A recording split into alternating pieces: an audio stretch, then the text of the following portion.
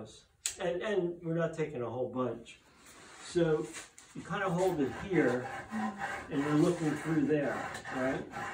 And you're kind of going that way, all right? Yep.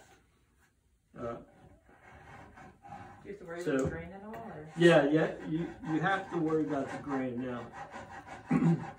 If you're here, squeeze this out of the way.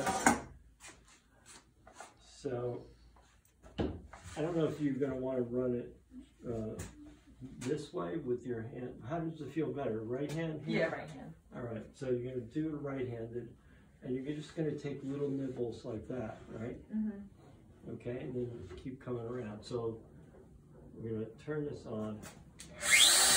And I'm not putting on as high a speed at all. The slower speed.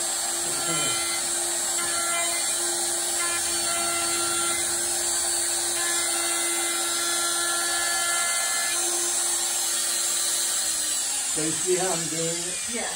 And then you have to approach it from this side when I... You can go all the way around. Oh, you can? Okay. Which is better because of the rotation of the bit. Okay, so you want to cut it in. So we're only taking a little bit off, then we're going to set it a little deeper and then a little deeper. Okay. All right? And should I inch towards the line? Or? Yeah, you should try to come close to the line. All right?